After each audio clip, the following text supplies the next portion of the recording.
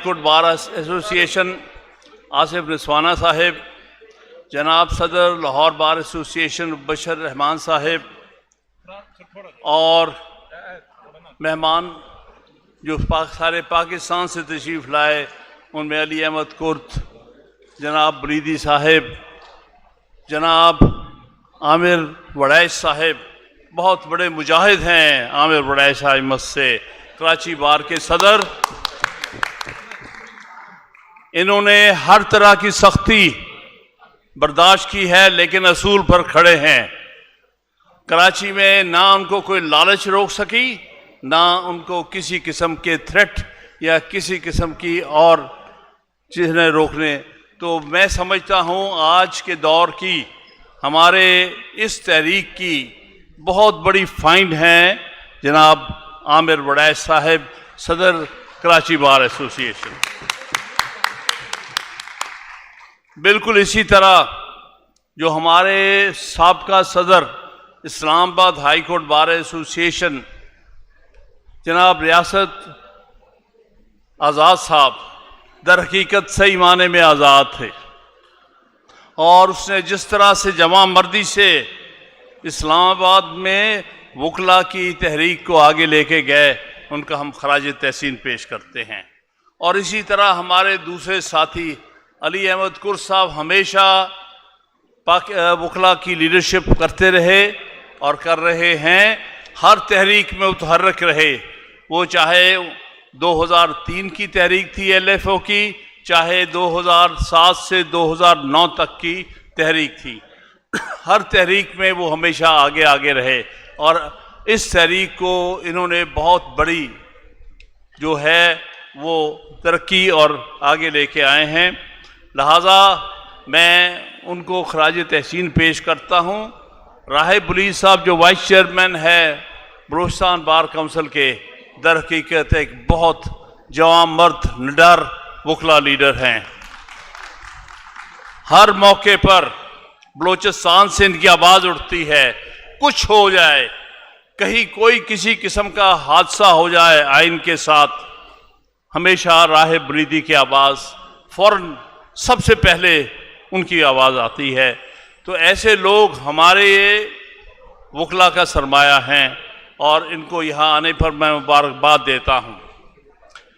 26 इस हमारा सबसे बड़ा जो स्ट्रगल है वो 26वीं तरमीम के ख़िलाफ़ है। पहले दिन से जब से इसको मूव किया गया और इसको पास किया गया, पाकिस्तान की तारीख में इससे बड़ा आइन का कत्ल कभी नहीं हुआ।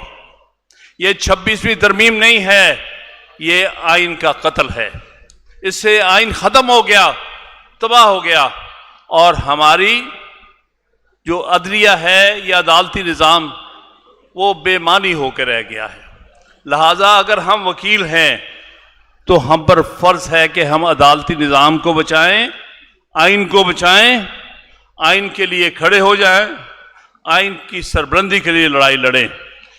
हर वो शख्स जो 26वीं तरमीम के साथ है उसको वकील कहलाने का हक हासिल नहीं है। वो वकील नहीं है जो 26वीं तरमीम के साथ खड़ा है, वो सिर्फ सिर्फ आइन के कातलों में से एक है। और मैं एक और बात भी कहना चाहता हूँ, ये बात रिकॉर्ड की जाए, किस किस ने 26वीं तरमीम को वोट डाला, इनके नाम स्याह बाप की तरह लिखे जाएंगे। ये अपनी मर्जी से वोट नहीं पड़े। मुझे याद है कि रात के अंधेरे में वो तरमीम लाई गई थी और रात के अंधेरे में वो पास की गई। मुल्क में आइन और तरामीम जो होती हैं उसमें सारी कौम को इन्वॉल्व किया जाता है, सारी कौम, सारे वकला उस पर अपनी राय देते हैं, बहस होती है, कंसेंसस किया जाता है। ये पहली दफ़ा GHQ से बन के एक तरमीम आ गई और उसके ऊपर जितने उनके नौकर थे उन्होंने दस्तखत कर दिए। अब उसके बाद 26वीं तरमीम के बाद क्या रह गया है? जो 3 बड़े अदारे थे, आप देखेंगे कि एक जगह पर एक तरफ कैबिनेट सेक्रेटेरिएट है, दूसरा पार्लियामेंट का बिल्डिंग है, तीसरी सुप्रीम कोर्ट की बिल्डिंग। उससे ऊपर जो है एक सदारती महल बनाया गया। सदारती हाउस में कौन बैठा है? जो इनका सबसे बड़ा पपेट है, जो फौज का पपेट है। और हमारी जो कैबिनेट है उसको जो हेड कर रहा है वो दूसरा बड़ा पपेट है पाकिस्तान की तारीख का।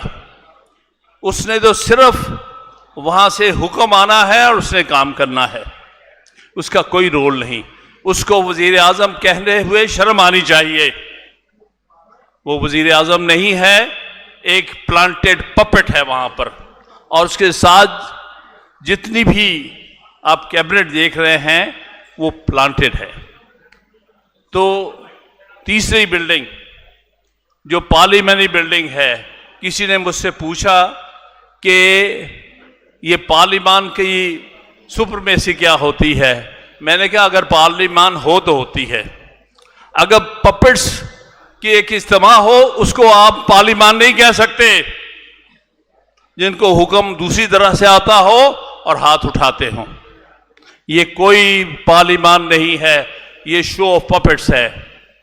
और अब एक अगर कसर रह गई थी सुप्रीम कोर्ट की, उसमें 26वीं तरमीम में वो लाके सुप्रीम कोर्ट को भी एक पपेट्स का अदारा बना दिया। अब कौन है जिसका नाम याया आफरीदी है, ये एक चीफ पपेट है वहां पर। उसके कोई इख्तियारात ही नहीं है। यहां तक हालात यहां तक पहुंचे हैं, आपको हैरत होगी कि एक पिटीशन मैंने फाइल की थी जिसमें कि ऑब्जेक्शन ये लिया था कि जो इन्होंने स्पेशल सीट्स के बारे में जो बेंच फॉर्म किया है, उस बेंच में याया आफरीदी को बैठना चाहिए और हर वो जज को बैठना चाहिए जिसने 12 जुलाई की जजमेंट दी है, और ये उस बेंच का हिस्सा था। लिहाजा इसको ना सिर्फ बैठना चाहिए बल्कि उस बेंच को प्रिजाइड करना चाहिए। मेरी इस दरखास्त पर किसने ऑब्जेक्शन लगाया? एक ऑफिस, एक छोटा सा रजिस्ट्रार का, कोई डिप्टी रजिस्ट्रार, उसने कहा कि ऑब्जेक्शन ये है कि चीफ जस्टिस इस बेंच में नहीं बैठ सकता। इससे बड़ी बेइज्जती चीफ जस्टिस के ऑफिस की नहीं हो सकती। अगर सुप्रीम कोर्ट का ही कोई अहलकार ये कहे कि चीफ जस्टिस इस बेंच पे नहीं बैठ सकता, फिर मैंने वो जो 11 बेंच जिसका बेंच बैठा हुआ है रिव्यू सुनने के लिए, उनको मैंने पिटीशन दिखाए, उसको ऑब्जेक्शन दिखाया कि ये देखें चीफ जस्टिस की तो उन्होंने बिल्कुल खत्म करके रख दिया। एक आम अहलकार चीफ जस्टिस के बारे में कहता है ये बैठ नहीं सकता। आप कम से कम चीफ जस्टिस की कोई वकार रहने दे। पता चला कि ये भी उतने ही पपेट्स हैं। उन्होंने कहा नहीं, आप ऑब्जेक्शन दाखिल करें ऑफिस में, हम देख लेंगे। मैंने कहा कमाल हो गई, आपको कोई ख्याल नहीं है चीफ जस्टिस के ऑफिस की इज्जत। मैं नहीं कहता इंडिविजुअल कौन है कौन नहीं है, चीफ जस्टिस एक अदारा है। तो इसको बाज लोग पेतर फैमिलिया कहते हैं, फादर ऑफ द फैमिली, यानी जुडिशियल फैमिली का हेड और बाप है। लेकिन उसकी ये हैसियत रह गई है कि आम सुप्रीम कोर्ट का अहलकार कह सकता है कि इसकी कोई वर्थ नहीं है, ये इस बेंच को प्रिजाइड नहीं कर सकता। यहां हालात आ गए हैं। और जो हमारे सीनियर जजेस हैं उनको बाहर बिठाया गया है, और जो कल भर्ती किए गए हैं जूनियर जजेस उनको इस बेंच पे बिठा दिया गया है ताकि जो हुक्म आएगा उसके ऊपर दस्तखत कर देना। तो ये 26वीं तरमीम ने अदालतों को बेमानी कर दिया। सुप्रीम कोर्ट बिल्कुल बेबस, हाई कोर्ट्स बिल्कुल बेबस अदारे बन के रह गए हैं, और इंटेलिजेंस एजेंसियों का पूरा दबाव उनके ऊपर है। यानी इस सुप्रीम कोर्ट का ये हाल है कि जब 6 बहादुर जजेस ने, इस्लामाबाद हाई कोर्ट ने ये एक खत लिखा, बल्कि एक पिटीशन फाइल की पिछले साल चीफ जस्टिस के पास कि हम पर हर वक्त एग्जीक्यूटिव का दबाव है और हम पर इंटेलिजेंस एजेंसियों का दबाव है। हमें किसी तरह से इनसे आज़ाद कराएं। अदलिया को तो आज़ाद होना चाहिए, बजाय इसके कि इकट्ठे होके कोशिश करते कि हम जजेस की आज़ादी की कोशिश करें। उस वक्त जो एक चीफ जस्टिस था, जिसका मैं नाम लेना नहीं चाहता, वो बजाय उनको प्रोटेक्ट करने के, उसने पहले तो वो किसी गवर्नमेंट के हाथे चढ़ा दिया, और जब उसने एक जुडिशल कमीशन बनाया तो वो तो बाहर सूरत तसद्दुक़ जिलानी साहब ने उसमें बैठने से इनकार कर दिया। अच्छा काम किया। आखिर जब सुओ मोटो उसने लिया तो फिर क्या हुआ, सारे हाई कोर्ट से गवर्नमेंट्स मंगाए गए, और चारों हाई कोर्ट्स ने, सिर्फ इस्लामाबाद हाई कोर्ट का तो शिकायत थी ना, चारों हाई कोर्ट बशमूल लाहौर हाई कोर्ट, बशमूल Peshawar high court, Balochistan high court और सिंध हाई कोर्ट, उन्होंने कहा कि इट इज़ नो सीक्रेट, ये इंटरफेरेंस जो है ये कोई सीक्रेट नहीं है, लिहाजा आप मिलके कुछ करें। लेकिन ना वो चीफ जस्टिस ना ये चीफ जस्टिस कुछ कर सके इसके बारे में। इसलिए मेरे बुकला भाइयों बहनों, आप पर ये फर्ज है कि अदलिया को बहाल किया जाए, आइन को अपनी असली शक्ल में लेके आया जाए। हमारी तहरीक इसके लिए है। और अपने अंदर जो इस्टेब्लिशमेंट के छोड़े हुए लोग हैं उनके चेहरे बेनकाब करो, जो 26वीं तरमीम के हक में हैं। लिहाजा हमारी ये जद्दोजहद 26वीं तरमीम के खिलाफ उस दिन तक जारी रहेगी जब तक ये ख़त्म नहीं हो जाती और 26वीं तरमीम की लानत इस आइन के अंदर से नहीं निकल जाती। दूसरा जो इशू है वो है फौजी अदालतें। हमारे 5 अच्छे सुप्रीम कोर्ट के जजेस ने 2024 में बड़ी अच्छी जजमेंट दी थी, 23 में उसमें कहा था कि किसी सिविलियन को मिलिट्री कोर्ट्स में ट्राई नहीं किया जा सकता। मैं खराज तहसीन पेश करता हूं। फिर उसके खिलाफ अपील करवाई गई और अपील में 7 कॉम्प्रोमाइज जज बैठा दिए गए, जिन्होंने पिछले दिनों गालबन 6 तारीख की बात है इसी महीने की, दोपहर के बाद फैसला सुनाया 5 to 2। बहरहाल वो 2 जज जिन्होंने डाइसेंट किया, मैं उनको सलाम पेश करता हूँ, मंदो खेल और अफगान ने। उन्होंने एग्री किया नीचे के 5 जजेस के साथ। उन्होंने कहा कि नहीं, मिलिट्री कोर्ट्स में ट्रायल हो सकता। इससे ज़्यादा शर्मनाक कोई फैसला नहीं हो सकता। दुनिया भर में अब ये फैसला हो चुका है, हर अदालत में ये फैसला हो चुका है, हर आइन में फैसला हो चुका है कि मिलिट्री कोर्ट्स में सिविलियन को ट्राई नहीं किया जा सकता, क्योंकि मिलिट्री कोर्ट्स में ना तो फेयर ट्रायल हो सकता है और ना ही ड्यू प्रोसेस मिल सकती है। लिहाजा इसके लिए इसी किस्म के जज हो सकते हैं जो ये सब कुछ करते हुए कहें कि फौजी ट्रायल हो सकता है। इसलिए हमारी ये जद्दोजहद जारी रहेगी जब तक मिलिट्री कोर्ट्स वाला ये फैसला वापस नहीं हो जाता। तीसरी बात, पॉलिटिकल प्रिजनर्स। इस वक्त पाकिस्तान में, मेरे भाइयों ने सिंध से आए बिल्कुल सही कहा, सिंध में बगैर मुकदमा दर्ज के लोगों को उठा लिया जाता है। यही काम बड़े अरसे से बलूचिस्तान में हो रहा है, खैबर पख्तूनख्वा में हो रहा है, अब तो पंजाब में भी होने लग गया। मैं समझता हूँ इससे बड़ा जुल्म नहीं कोई, जब किसी को गायब कर दिया जाए, उसके घर वालों को पता ना हो और महीनों सालों गायब रहते हैं लोग। लिहाजा ये प्रिजनर्स या जिनको गायबशुदा लोग हों वापस आ लाया जाए और इस मुल्क से पॉलिटिकल प्रिजनर्स को जो है रिहा किया जाए। इस वक्त बेशुमार पॉलिटिकल प्रिजनर्स जेलों में, बशमूल हमारे बहुत बड़े लीडर्स, उसमें से इमरान खान साहब जैसे लीडर्स भी इस वक्त पॉलिटिकल प्रिजनर्स है। लिहाजा हमारी डिमांड है कि सब पॉलिटिकल प्रिजनर को, कोई भी हो, किसी पार्टी से भी उसका ताल्लुक हो, पॉलिटिकल प्रिजनर्स को फिल फौर आज़ाद किया जाए और उन्हें सियासत में हिस्सा लेने की इजाज़त हो। नेक्स्ट जो इशू हमारे सामने है वो रोल ऑफ एजेंसीज है। इस वक्त मुल्क में एजेंसीज जो है हर मामले में मुदाखलत कर रही हैं। जजेस की अपॉइंटमेंट में एजेंसियां आ जाती हैं, जजेस की अपॉइंटमेंट, वकीलों के इलेक्शनों में एजेंसियां पैसे फेंकती हैं, वकीलों को विन ओवर किया जाता है, लालच दिया जाता है, तेनू जज बना देंगे। ये सब कुछ एजेंसियां कर रही हैं और एजेंसियों का रोल अब सारी पांचों सुप्रीम कोर्ट ने एक्सेप्ट कर लिया है, लिहाजा हमें स्ट्रगल करना पड़ेगी। क्योंकि अफसोस की बात यह है कि इंटेलिजेंस एजेंसियां मुल्क में क्यों होती हैं? वो इसलिए होती हैं कि दुश्मन के खिलाफ इंफॉर्मेशन रखें कि दुश्मन कब मूव कर रहा है, फिर अपने अंदर जो दहशतगर्द है उन पर नजर रखे, लेकिन ये काम करने में पूरी तरह नाकाम है। यहां रेलवे पूरी की पूरी ट्रेनें जो हैं वो गायब हो जाती हैं। आपके सामने है बच्चों के साथ जो 2 दिन पहले जुल्म हुआ है बलूचिस्तान में, ये बच्चों की स्कूल बस को अगवा करके जिस तरह छोटे मासूम बच्चों को कत्ल किया गया है। क्या ये इंटेलिजेंस का फर्ज नहीं था कि उनको पहले से पता होता कि इस किस्म का कुछ होने वाला है?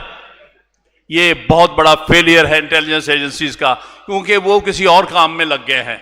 अपना काम छोड़कर वो सिर्फ सियासत के चक्कर में फंस के रह गए हैं। हमने सियासत करनी है, हमने फलां को हुकूमत में लाना है, फलां को हुकूमत से निकालना है, फलां जज को रखना है, फलां जज को निकालना है। इस किस्म के मकरूह कामों में पड़ के रह गए हैं एजेंसीज हमारी। फिर उसके बाद अपना काम तो फिर वो कर ही नहीं सकते।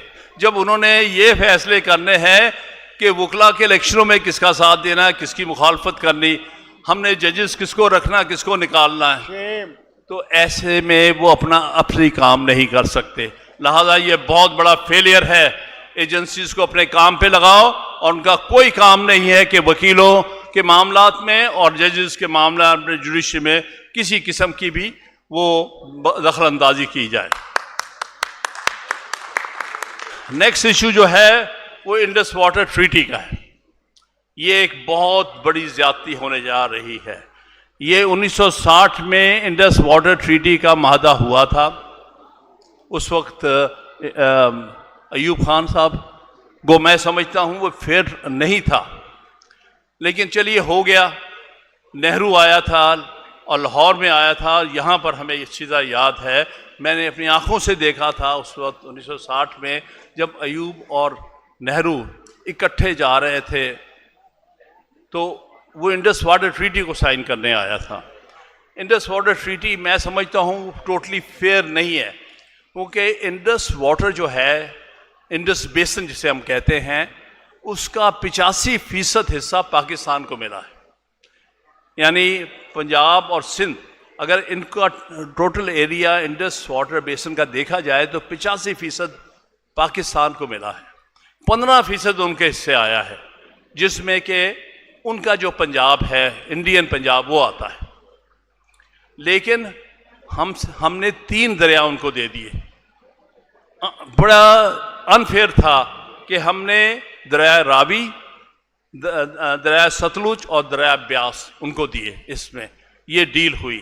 हमें सिर्फ पंजाब के 2 दरिया मिले। इंडस जो है वो तो सारे पाकिस्तान का दरिया है, सिंध का भी दरिया है और लाहौर पंजाब का भी दरिया है, केपी का भी दरिया है और बलूचिस्तान का भी दरिया है। जो पंजाब के 5 दरिया थे उनमें से सिर्फ हमारे इससे 2 आए, वो हैं चिनाब और जेहलम, विच वॉज अनफेयर। आज वो उन दोनों दरिया की भी चोरी करने जा रहे हैं। इसलिए पाकिस्तान एक बंजर इलाका बन जाएगा अगर हमने ये रास्ता ना रोका। और हम सब का फर्ज है यूनाइट होके इंडस वाटर ट्रीटी के लिए लड़े। हम सब वकला हाजिर हैं, जहां जहां हमारी सर्विसेज चाहिए हम इंडस वाटर ट्रीटी बनाने के लिए अवेलेबल रहेंगे। नेक्स्ट जो इशू है वो कनाल्स प्रोजेक्ट है, जिसका कोई जवाब नहीं है। हमारा पहले एग्रीमेंट है कि सिंध को ये हिस्सा मिलेगा दरिया सिंध का, लेकिन इन्होंने चोलिस्तान में नहरें निकालने की साजिश की, जिसका मकसद ये था कि वहाँ पर जर्नैलों को ज़मीनें दी जाएं। ऑलरेडी बहुत सारे जर्नैलों को बड़ी बड़ी ज़मीनें वहाँ मिल चुकी हैं, और अब उसको सैराब करने के लिए दरिया सिंध का पानी चोरी करना जरूरी था, इसलिए, और कहने को कॉरपोरेट फार्मिंग करना चाहते हैं। ये दो बहाने लगाए गए, चोलिस्तान को आबाद करना और हमने कॉरपोरेट फार्मिंग करनी। और क्या इसके एवज आप सिंध को बर्बाद करना चाहते हैं? आप चोलिस्तान को आबाद करके सूबा सिंध को बर्बाद करेंगे, उसको बंजर कर देंगे? ये हम कभी कबूल नहीं करेंगे। हम सिंध के भाइयों को, सिंध के वकला को, सिंध के अवाम को यकीन दिलाते हैं, पाकिस्तान भर के अवाम, पाकिस्तान भर के वकील, हम आपके साथ हैं। इस नहरों के इशू पर आखिर तक जाएंगे आपके साथ। उसके बाद दो तीन माइनर हैं, लेकिन फिर भी हैं। कोशिश की जा रही है मुखालिफ ग्रुप में कि किसी तरह से यंग लॉयर्स को पंजाब बार काउंसिल का या सूबाई बार काउंसिल का इलेक्शन ना लड़ने दें। ये फारूक नायक ने कुछ दिन पहले ये पेश किया सेनेट में बिल, जिसमें कहा 15 साल से 20 साल कर दो स्टैंडिंग, और ताकि जो अमर्जिंग यंग लॉयर्स हैं उनको रास्ता रोका जाए, उनको इलेक्शन ना लड़ने दिया जाए। इसलिए, और इसको बिल्कुल सपोर्ट गवर्नमेंट की हासिल है। बेशक वहां लॉ मिनिस्टर ने उठ के कहा था कि हम नहीं अभी नहीं चाहते, लेकिन सब मिली भगत है। बताओ, आजम अजीज तारड़ में और फारूक नायक में कोई फर्क है? दोनों पाकिस्तान बार काउंसिल में एक ही ग्रुप का हिस्सा है। तो ये सब ड्रामेबाजी कर रहे हो हमारे साथ। एक से ये आप पेश करवा रहे हो बिल, और दूसरा कह रहा है अभी नहीं, ठहर जा, अभी नहीं। तो इस किस्म के ड्रामेबाजी नहीं चलेगी। हम कहते हैं कि ये अगर तब्दील करना है तो 15 से 10 साल करो, ताकि और यंग लोगों को मौका मिले कि वो इलेक्शन लड़ सके। एक जमाने में 7 साल की थी, ये बाद में साजिशें करके इन्होंने 10 साल और फिर 15 साल करवा दी। तो हमारे नज़दीक इस किस्म के बिल के खिलाफ, इस किस्म की एफर्ट के खिलाफ हम आखिर तक इकट्ठे हैं। और आखिर में जो बात मैं करना चाहूँगा, आप देख रहे हैं कि लाहौर बार और लाहौर हाई कोर्ट बार में बड़ी कामयाबी से बायोमेट्रिक्स का इलेक्शन चल रहा है। फौरन रिजल्ट आ जाता है, सही रिजल्ट आ जाता है। सुप्रीम कोर्ट बार में पूरी बेईमानी की जाती है। हमारे 2 नायब सदर के कैंडिडेट मुंतखब हुए हैं इस साल, हबीब कुरैशी KPK से और अवान साहब सिंध से। इनके रिजल्ट्स बदले गए। ये फॉर्म 47 के लोग हैं।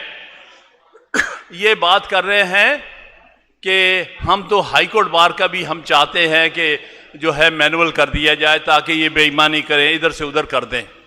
लिहाजा हमारी डिमांड है सारे पाकिस्तान में बार काउंसिल और बार एसोसिएशन के इलेक्शन बायोमेट्रिक्स पे होने चाहिए और कोई मैनुअल इलेक्शन नहीं होना चाहिए, ताकि बेईमानी और रिगिंग करने वालों से हमारी जान छूटे।